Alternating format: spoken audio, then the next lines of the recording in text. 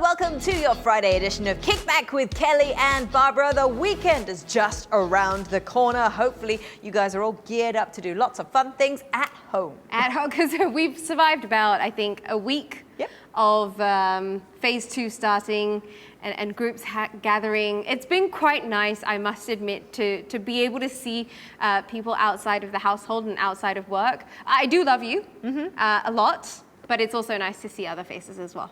Thanks. You're welcome. I'm going to try and not get too offended by that. No, there's so much love for you. I see you all the time. But there's a lot of love going around as well. Let's talk a little bit about the things that have been going right in Singapore, and a lot of them are just sort of people just realizing that we can actually do good and spread a little bit more love around. Exactly. I mean, it hasn't been an easy time over the last few months. So what a lot of companies have started doing with the capacity to is help others along. And we're going to be speaking to 2 companies today who have kind of taken a different approach. Not so much the mainstream in order to help others and just to build up communities and stuff like that.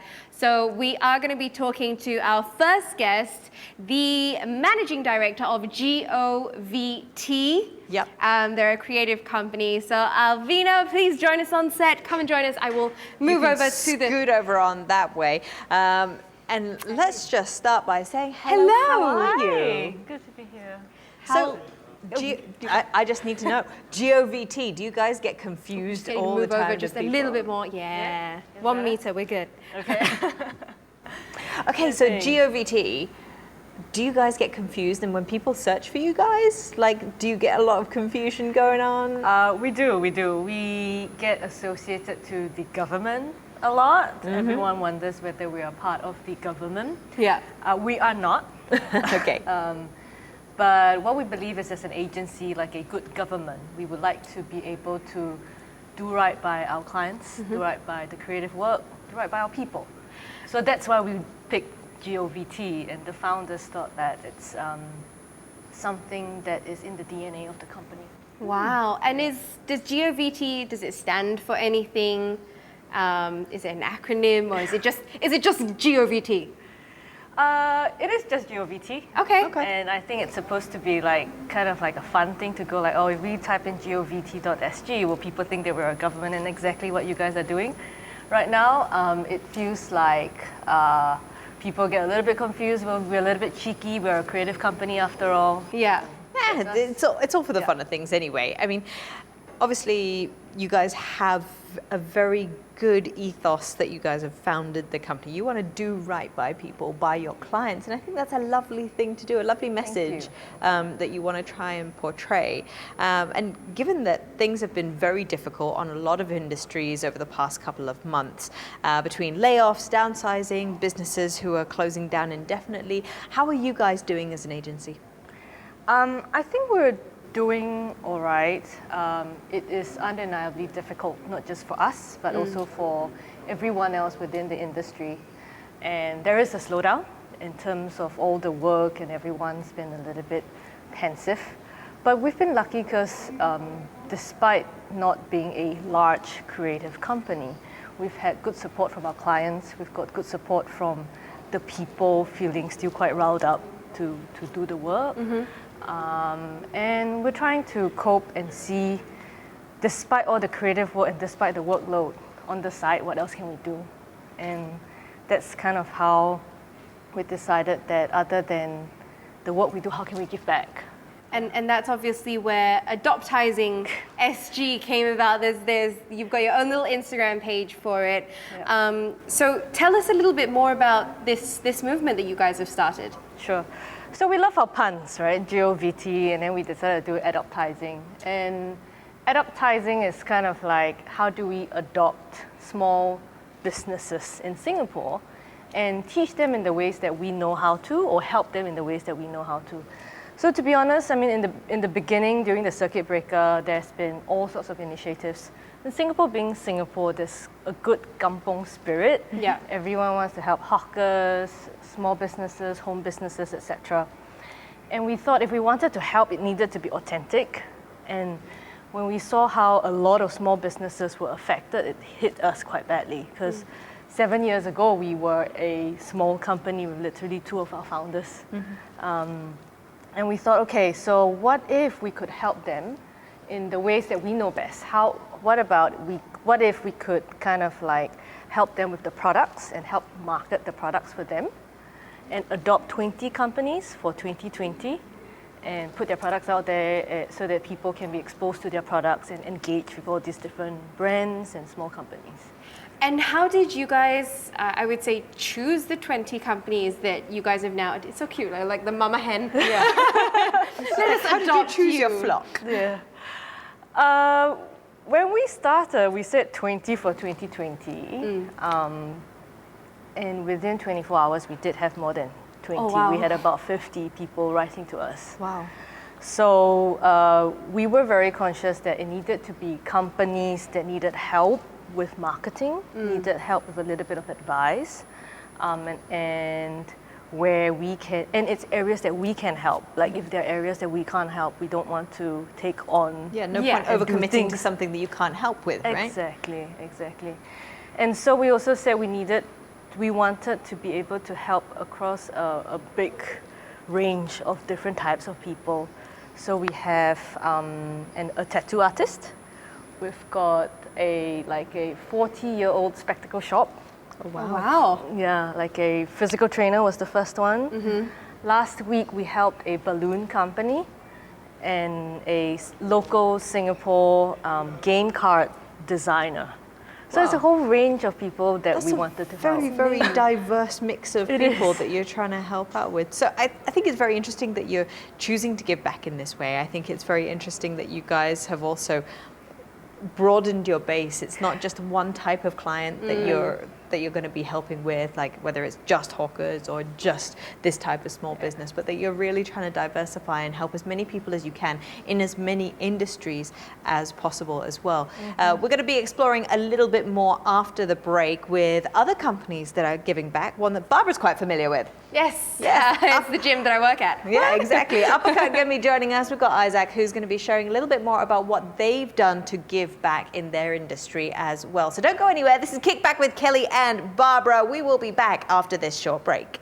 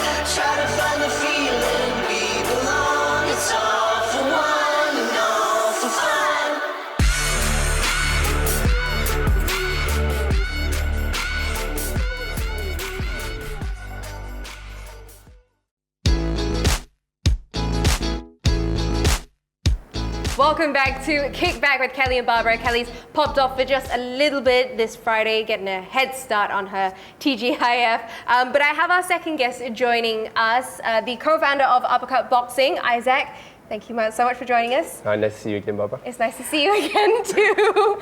So Isaac's technically actually also my boss at the gym, but putting that aside, obviously things haven't been very easy on a lot of industries the last few months, but on gyms especially, because it was like a hard and fast shutdown when the circuit breaker happened. And we have spoken to quite a few business owners, gym owners during the circuit breaker. Before we get into it, how have you been? Are you okay? Yeah, I'm okay. I think a lot of the fitness industry has been hit. Yeah. Maybe not as much as the travel industry, but yeah, I think government is trying to do as much as it can for small businesses here in Singapore. People have been supportive to understand that we are going through a tough time. I think we, staying together and just like reminding each other that hopefully this will end, and that's always what we're looking forward to in the moment. And like Alvina mentioned earlier, there's been a lot of, everyone's had to do a pretty quick pivot when it's come to, the way that we know and understand how our industries function at the moment. But Uppercut did take a slightly different approach when it came to holding virtual classes online. Instead of, selling new packages just for people to attend virtual classes, we ended up going classes are pay as you wish, which, okay, I can understand for a lot of people means they don't pay at all. But it meant that our numbers were very high. We were getting anything from, 75 to 100 people per session, which was very different for me from the teaching standpoint. Right. We're used to about 20-ish people. Yeah. But what was the, why did you guys make that decision?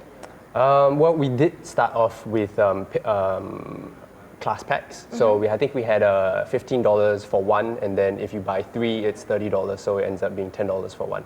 And we did start that, and I think that was just for us a little bit of an idea to save the business. How do we still generate income in a time like that? After a while, we realized, hey, the internet is flooded with online content at the moment. From Chloe Ting to Emmy Wong to to name a few, right? Literally, you throw a stone, you hit a fitness workout online. Exactly, and it's good, and it was great that they were getting people to move. But then we were realizing that it's very difficult to compete with free, especially as Singaporeans. So what we decided to do is look, we'll run free classes, and we'll put an option to tip instructor or to tip the class, right? So ranging from $10. So you might do 2 or 3 classes with us and decide to pay $10. And at the end of the day, if we got people to get through this COVID time, because it's not just the virus, it's the staying at home, that boredom, and having to fight with, the fights that you have to in your mind, and seeing people online and exercising and, sending that good energy and good vibes through a screen, albeit through a screen. If we could help someone or do something in that light, I think that was what we hoped to achieve during this time. So, I guess, especially from your point of view, it's almost like a brand new marketing strategy that you've taken on. For sure. You're building up the community, but at the same time, we just use this as a chance to get the word out there. More people get to try it out and see whether they like boxing. Because I think it does get quite difficult for a boxing studio, because at the end of the day, even I found it difficult to train because at the end of the day, I want to hit a bag. You want to hit something, right? I want to hit something, not someone. Yeah. But and if I can't get that in a physical session, then I'm like, then what's the point in me doing it? So just getting the word out there. Alvina, I did want to ask for GOVT. You guys obviously still have your current clients, but then you've adopted all these new businesses as well. What was the balance like when it comes to them managing the workload of existing clients and your new kids? Yes. It was very clear for us that our clients would always come first. And with any initiative, it's always something that you do on the side, right? It's something that you do on the side because you get to have a little bit of fun with the new kids.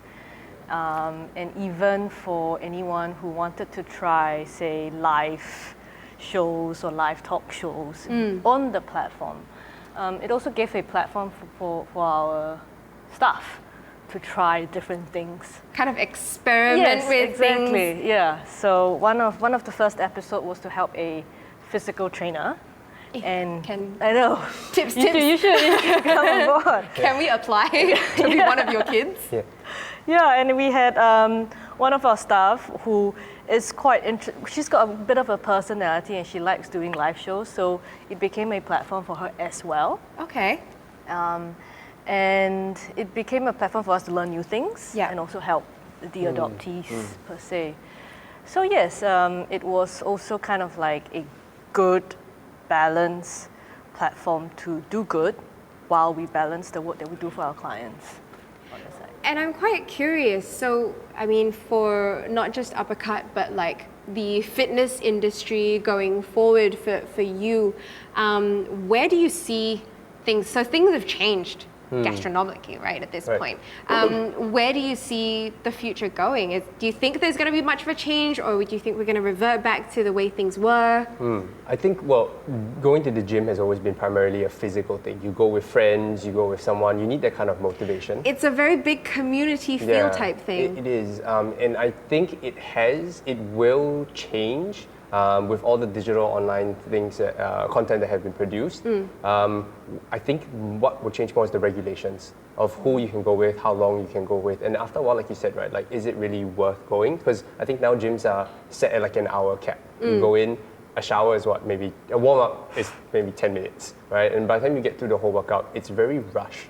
And some people don't like that, right? They like to take their time, they like to I'm one of enjoy those people. it. I'm not going to lie. Yeah. So I think it will change. And I think people have also learned that I can do a lot of the things that I've been doing at these gyms at home, right? Which saves time, saves me for a lot of, for people, it saves me the hassle of getting ready. You know, I'm there, I'm changed, I go shower and I'm out. You know, I think that time will inherently make it a lot more difficult to kind of go back to this. I have to travel all the way to the gym, bring a gym bag, that weighs twice as much as my work bag. Yeah. But then it also begs you to consider the whole notion of, again, the community, which is what we've, right from when Uppercut opened, tried to build to begin with. I am a person who absolutely hates working out at home. I have no discipline. If you try and get me to do a HIIT workout, even if it's 7 minutes, I will find a way to cheat. So going to a class, having that level of competitiveness was what kind of spurred me on. It drives you a little bit, right? It drove me a lot. I don't think I would be where I am today without that. When we relate that to marketing and creative agencies, I'm very curious to see or to understand a bit more about the different strategies or the different experiments that you guys have conducted with the different industries. So how's that been with, letting your employees kind of almost have this free reign of experimentation? What kind of other stuff have you guys been trying out? So I think it's safe to say that this whole COVID situation has forced a lot of companies to pivot. Without a doubt, even from a marketing perspective or even from a consumer lifestyle perspective. And I think there are some inherent habits that don't change, but yet you will develop new habits of shopping, of working out, of buying things, and of forming communities. So with that, it has changed how we do marketing in terms of how we need to, more so than ever, be very wary of what the consumer wants, at what time, at when and where, and in the right channels. So I think the co-ideation or the whole creative thought, speaking to these different people, don't change, but it's the different channels and how you reach out to them that will change. And it has changed a lot for us. Yes. And it has forced a lot of us to think of it in very granular terms as to how do we get there to get the message across to the different people.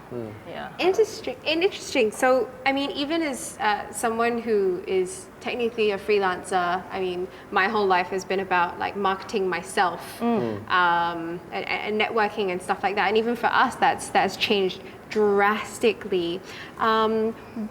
Just while we wrap things up, what kind of advice do you guys have, not just to business owners, I mean, maybe for yourself, advice to business owners and to yourself, advice to companies who are going forward and thinking of exploring what kind of marketing they should be doing?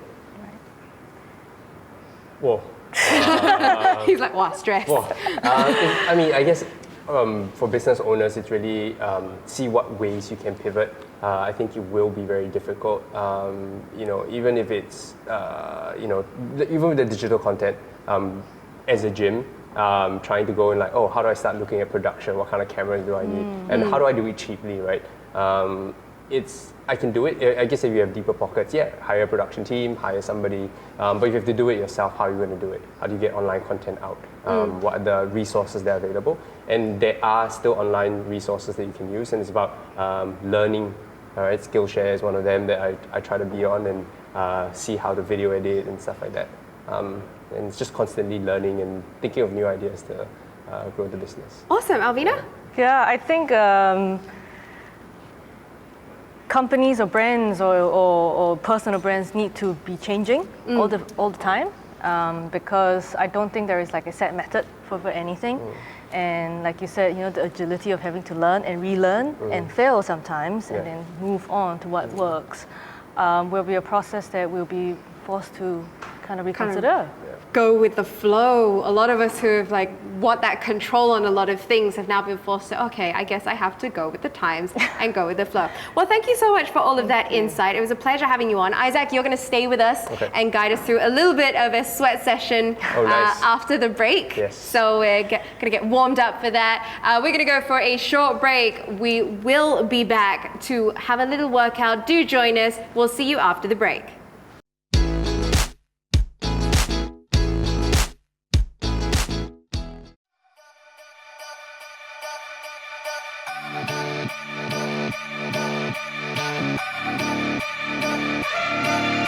Step right up, draw the next card. You're one of the brighter animals, so get along with everybody else. Is this ship sinking? I've been thinking. Always sinking. I've been thinking. Been a little time to get along.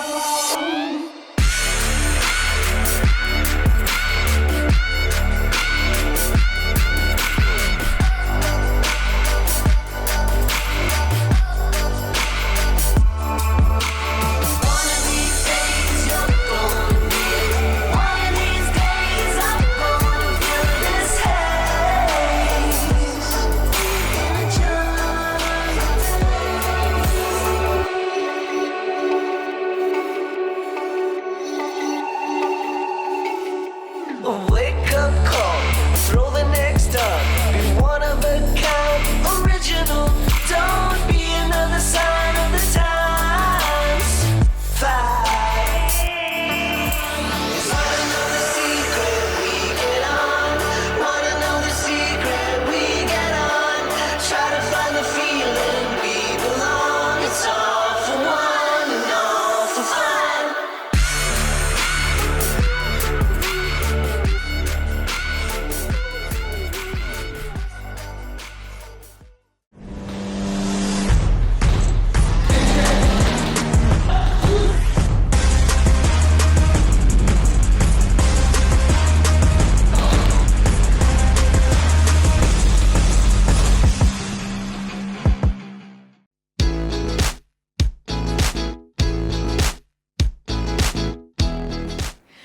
Thanks for sticking around with us here on Kickback with Kelly and Barbara. It's time for us to start working up a sweat. Isaac, staying on to put us through our paces. What exactly are we going to be doing?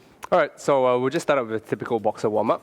So we're just going to do some neck rotations or neck stretches. Are we going to now? the left. Go now? Okay. We'll go to the left. Cool. Yeah, we'll go to the left. We just hold it there Hold it. for about 3, 4, 5. Other left, Barbara. Oh, sorry. Out of the left, and then switch. Now this side, Barbara. Oh, just There we hold go. this for a bit longer. All right, cool. 3, 4, It's been a long day. and 5, like downwards as well. So you add a little bit of resistance, just light resistance. You don't want to be pushing down in the back of your head, but just light one. This is a nice neck stretch.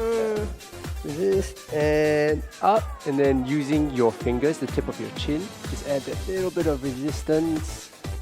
In 3, 2, and 1. Now, so we do like arm stuff. We're just gonna warm up our whole upper body in the beginning. So we just want to get that idea that our shoulders, our elbows, and our wrists is like working together. I should know right? this. You know this, Laura, right? So just like teach throwing you it here. out, right? Rolling the shoulders back, Oh, both of them. downwards, yeah, and up as well. All right, then we're doing alternating, right? So just like jab cross, just okay. that feeling, right? There we know go. this. Yes, I don't you know. know I it. don't know why It's I'm just like struggling so simplifying hard. the movement, really.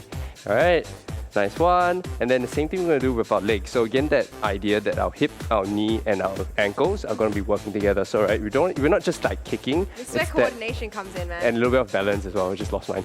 There we go. Just like kick. Yeah. Just a bit of a motion where we're trying to just loosen up the joints. There we go. Right side. Yeah, got our guys in the studio doing it as well. Everyone's joining in today. And last one. There we go. Yes. If you need a bit of help, what you can do is just kick, and then rest, and then bring it back up. And then, just kind of slow it down. The idea here is we're not trying to exercise anything, we're just trying to loosen up a little bit. Just get it warm. Exactly. All right, feeling a little bit better. We'll do a bit of rotations, just side-to-side rotations. There we go. Everything cracking. Yeah, nice. Spine goes crack, crack, crack, crack, crack. All right, now we're going to try and reach down for our toes. So like left side, reach toe, right side, reach toe. There we go. Maybe stand a little bit wider. Helps the mat kind of, yeah, there we go. And done. All right, so a little bit more intense now. Yeah, all right. You're sweating. He's sweating. I am sweating. It's also the lights. There we go. We're going to go into What an excuse. a squat, then back lunge, back in, then back lunge. Right. Then Oh, okay. So Then I was front. waiting for the demo to there we go. And then front. Okay. So we're just doing all sides. so we're going squat, back, back. Squat, back, back, front, front. Squat, back, back, front, front. Okay. Twice. There That's we it. go. Yeah? Okay. Ready? 3, 2, 1, go. Squat, left side back. There we go. Oh, the other left. And then, The other left. Barbara and I are in sync there. front. And then, there we go. Okay. Squat, Squat, left, back. Left. Yes, here There we we go. go. And then right back. There we go. And then left front. Nice. There And we right go. front. Yes, now we look like those K-pop bands. There we go. Squat, left back, Back. right back, and then front. I've always wanted to be in a K-pop band. And right. Really? There we go. You got the hair, guy. Done. Yeah. Next one is just shoulder taps. So we just go in, hold that plank, and we'll just do nice, slow shoulder taps. No bum wiggles. No bum wiggles. All right. All right, just hold. Let's do this for 20 seconds. Ready? 3, 2, 1 with the tap. So which hand we're going first? Right. K-pop band. Huh? Right side. Right. All right, right. And left. Left. Right. Right. And left. Nice. Right. And left. So you're trying to keep that core as tight as possible. Putting your hands closer together helps. Last 5 seconds. 3 seconds. And time. All right, guys. Nicely done. Well, Isaac, thanks so much for that workout warm-up. Like, I really enjoyed that. It was a fun way to end off the show. It is very good. You take it. I always get out of breath by the time we finish the sweat session. Right, so there we go, Isaac. Thank you so much for joining you. us and Thank you being for having me. a part and bringing us through that sweat session. Remember to join us again Monday. We've got a great episode lined up for you with Daryl David and Dipnal and Prasad joining us on the show to talk about the next generation of sporting superstars here in Singapore. For this week, though, we're signing off. We'll see you again next week on Kickback with Kelly and Barbara on Monday, 8 p.m. We'll see you then. Bye-bye.